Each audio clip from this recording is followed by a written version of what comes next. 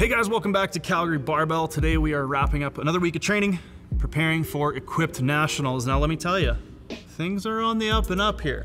I had an exceptionally good week of training. Started off with my sort of big equipped day.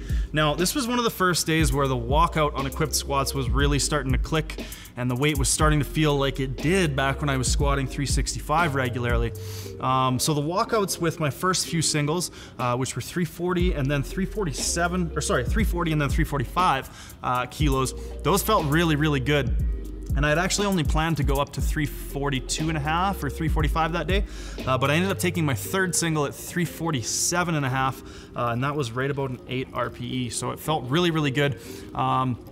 I think that third rep, I may have cut depth a little bit, but this current week, I was definitely, I kind of figured my depth out. So I think, you know, getting into the suit, having those alterations relatively fresh still, I kind of had to let the seams settle. Whether or not that's a real thing, I don't know, but it felt like the suit kind of gave way a little more this week after the alterations.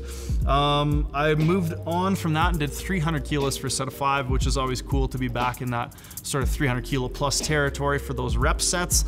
And like I said last time, I really love doing those reps. It's a little bit soul sucking, very draining, but I feel like it's very useful. By the end of the set, I'm usually getting pretty close to full depth with a relatively light weight, and it just feels like squatting should, you know? Followed that up with probably my most successful equipped bench day yet. I went 225, 230, and then 235 for my last single, and that 235 was probably an 8 RPE. It just boogied, it flew. I'm figuring this shirt out. Everything's touching nice and easy. I'm not having to give up a lot of position. And what I mean when I say give up positional is a lot of times with a really tight chest plate, like the 46 that I was wearing, you'll come down and you get to about a 2 board or a 1 board. And if there's too much chest plate, meaning if the chest plate is too tight, you'll have to kind of roll your shoulders and give up position to get that touch. And then it's on you to be able to pop those shoulders back in so you don't get stuck at lockout like this.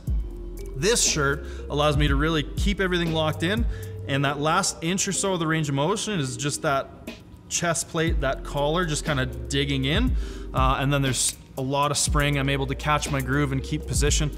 Equipped bench is just feeling great right now, which, hey, who knew?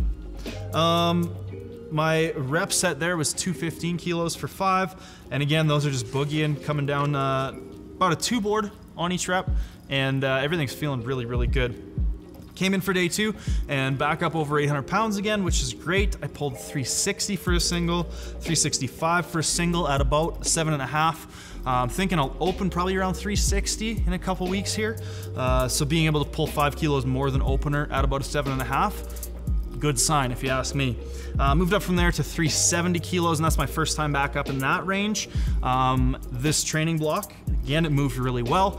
And then I pulled 330 kilos for a set of 5, and I think my best ever is about 340, 345 for 5. So I'm definitely getting up there in the rep ranges, which are usually a pretty good solid indicator of how my top end strength is doing in the equipment. Now my pin press after that is, again, I feel like a broken record, but it's going really well. I was able to do 170 kilos, about a 7.5, 8 RPE there. I'm not doing any heavy comp bench singles, so this is kind of my litmus for my heavy top end bench work. And this is going super, super well. So I hit 170 for a single, 157 and a half for a triple, and then some back down work there. But it took me a few weeks to kind of get the groove. I know a lot of people, when they do pin press, you'll get one side hitting before the other. I feel like a lot of times when I can get it to make contact at the same time, those are usually some of my better reps. So that can sometimes be a good indication of, okay, you need to pull this shoulder back more to try to get, you know, a little bit more symmetry. Now, not symmetry for symmetry's sake, but I feel like a lot of times for me, with my pin press, being a little more symmetrical makes me feel stronger, makes me able to move weight better. So the pin press has been a pretty cool movement to be doing this block. From there, did the dreaded 600 tempo Bulgarians. Those are whatever. This is probably the first block in a long time I haven't skipped any of my squat supplemental work. Sorry, Mike, if you're watching, but I usually by the end of the block, that's what I end up, you know, kind of cutting at the end of the day. I'm like, oh, I'm feeling tired, I just won't do my tempo squats today. But this block, everything's feeling pretty healthy. Mike lowered the stress index, meaning I'm doing like a little bit less work overall in terms of volume, sets, reps, intensity, those kinds of things. So my body's holding together quite a bit better than it did last block, which is a great feeling. My comp raw squat on day 3 again went really well. I'm getting back up into you know, almost the territory where I was my strongest raw.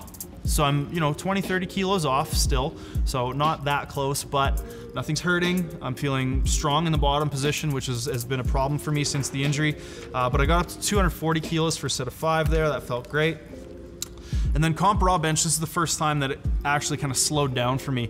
I went up to 152.5 for a whole bunch of triples. I think 4 sets of triples by the time I was done. And by the end of that, it was getting up over, you know, a 9-ish, which is the first time I haven't been able to sort of maintain that velocity. And this is where the velocity meter comes in really handy. That week that I'm talking about right now, I was at 152.5 kilos, and I try to maintain all those sets right around 0.2 meters per second at my minimum velocity average of the set, or sorry, my minimum velocity rep of the set. And by the end of this, I was down below that 0.2 mark. So I came back in this week, today, the day of this recording, and was able to maintain that higher velocity, which to me is a good indicator of progress. So that's another way you can use the velocity-based training, or velocity metrics in your training rather. Came back in again on Saturday, on my day 4, tried to make further progress on my chain deadlifts, and I missed it again. So I came in, loaded up that 330, everything was feeling locked in on my warm-ups, so I had all the indications that things were going to go better. Unfortunately, they did not. So last week when I missed 330 plus chains, I thought, okay, just a bad rep, you know, kind of out of the groove, whatever. This week when I missed 330 again, it kind of dawned on me, and I had enough sort of information to make the decision, or the sort of assessment, I guess you could say, that I had started my progression this block too heavy. So I wasn't able to continue progressing throughout the length of this block. I kind of peaked early in that movement specifically by being too aggressive early on. So I started at about 315, 320, then 325, and then missed 330, and then missed 330 again. So obviously I need to dial that back, try to get back within the RPE ranges. And I did so with a single at 305, and then brought my working sets down to 282.5, and then a really light set at 260 that felt right like it should.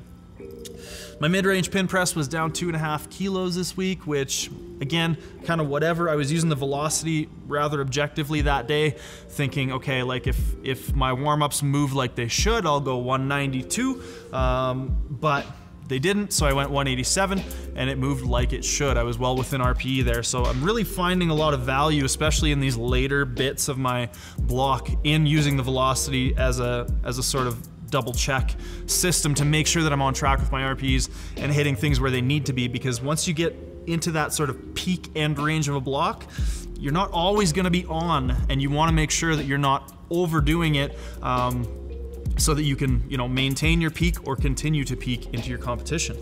Lastly was front squats that day. Worked up to 165 kilos for my 3 30 seconds rest and another 3. Those are feeling really good as well. And that's pretty much training this week. So for album of the week this week, I want to recommend an album called Dedication by Raised Fist. It's very sort of even keel, and it's in a high intensity.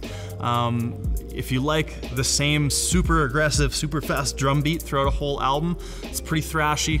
The vocals I find really, really cool, really interesting. I believe they're a Swedish band. And they are very, very high energy, like I said. Really good music to train to, so check them out.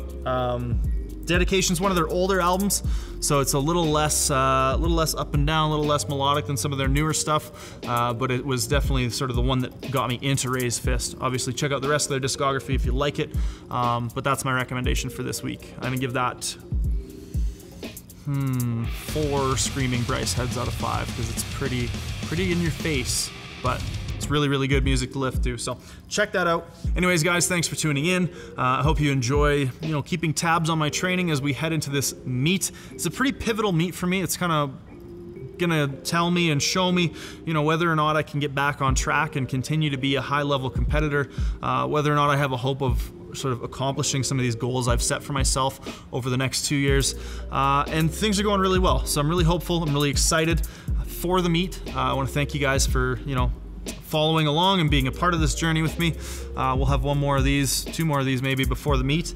But yeah, that's it for today. If you guys are interested in question of the week, that's going to be posted on Wednesday this week, and we'll be talking about the qualities that make a good coach.